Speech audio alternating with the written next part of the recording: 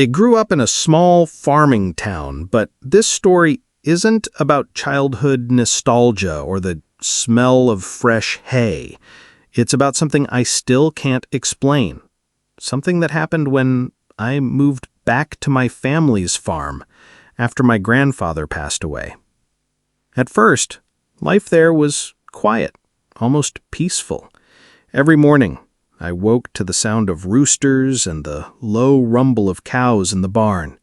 The fields stretched endlessly, and the nearest neighbor was nearly a mile away. It felt like the perfect place to breathe again after years in the city. But then, the nights started to feel wrong. Chapter 1. The First Noise. It began with sounds. One evening, just past midnight, I was lying in bed when I heard knocking. Not on the door, no, it was coming from inside the barn. 3 knocks, slow, deliberate. Knock, knock, knock. I froze. It was late March, still cold outside, and I hadn't seen anyone near the property for weeks. I tried to tell myself it was just the wind rattling the old boards, but something about the rhythm felt human. The next morning I checked the barn. Nothing unusual. The animals were calm, the tools were in place, and the doors were locked from the inside. I brushed it off. Farms creak, I told myself. Wood shifts. It's nothing. But that night it happened again. Knock, knock, knock. This time louder. I didn't go outside. I pulled the covers up to my chin and prayed for morning. Chapter 2. The Lights. A few nights later, I noticed something stranger. From my bedroom window, I could see the far field, the one my grandfather always refused to plant, calling it bad ground. He'd never explained why. That night, I saw a faint glow hovering there. Not like headlights, not like a lantern. It pulsed, soft and white, rising and falling almost like it was breathing. I thought my eyes were playing tricks on me. I blinked, rubbed them, even went downstairs to grab my phone for a picture. But when I pointed the camera at the field, the glow vanished. The next morning, I walked out there. The soil was wet from rain, and in the middle of the field, I found footprints. Dozens of them, bare feet. Some small, some large. They circled each other, overlapping, like a crowd had gathered and danced in the mud.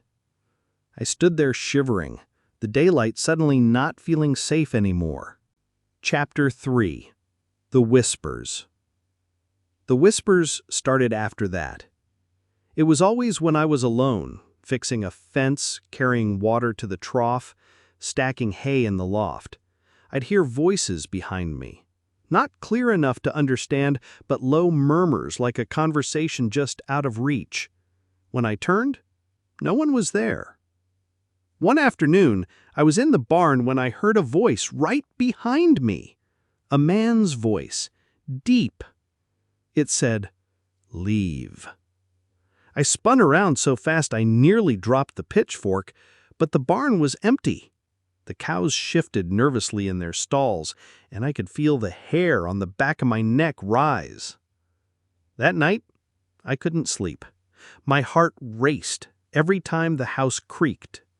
Around 3 a.m., I heard footsteps on the porch. Slow, heavy. I forced myself to look out the window. There was no one there. Chapter 4. My Neighbor's Warning. Finally, I told someone. I went to my neighbor, an older man named Carl, who'd lived there his whole life. I tried to laugh it off while explaining strange noises, lights, whispers. Carl didn't laugh. He just frowned and said, "Your granddad told you never to go out in that back field, didn't he?" I nodded. He had good reason. He glanced at the ground like he didn't want to meet my eyes. That land's been bad for a long time. My daddy told me stories from when he was a boy. People went missing out there. Animals, too.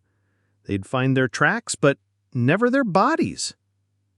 I asked him what he thought was happening. He shook his head. Don't ask questions you don't want answered. Just stay inside at night, and if you hear knocking again, don't you dare open that barn door. Chapter 5. The Knock at the Door. That night, I stayed up with every light on in the house. Midnight passed, then 1 a.m., then 2 a.m., nothing. And then, knock, knock, knock.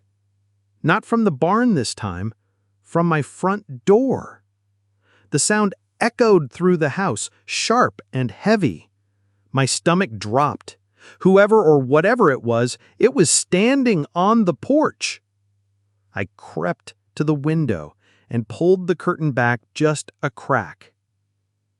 There was a figure, a man, tall and thin, wearing overalls like a farmer. His head was bent forward, and his hands hung limp at his sides. I couldn't see his face. I wanted to scream, but my voice caught in my throat. Slowly, he raised one hand and knocked again.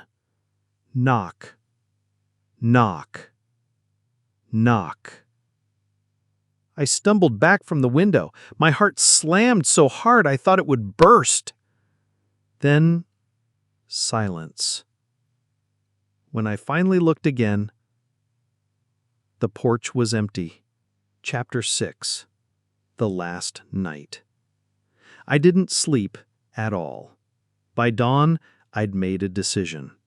I was leaving. I didn't care about the farm, the house, or the land. Something didn't want me there. But before I could pack, I heard something in the barn. Not knocking this time, but singing. A soft, eerie humming, almost like a lullaby. Against every instinct, I grabbed a flashlight and went outside. The barn door creaked as I pushed it open. Inside, the animals were restless, stamping and snorting. The humming grew louder, but I couldn't find where it came from. The loft? The stalls? And then, in the corner, I saw him. The man from the porch, standing perfectly still. His face was pale, eyes hollow, lips moving to that terrible song. I froze, my light shaking in my hand. He stopped singing and looked directly at me, and then he smiled. The next thing I remember is waking up on the ground outside, the sun high above me. My head throbbed, and the barn stood silent. I never went inside. That same day, I packed my truck and drove away. I haven't returned since. Epilogue. Sometimes, late at night, I still hear it. Knock, knock, knock. And I wonder, did I really escape? Or did something follow me? Thanks for watching. Don't miss the next story.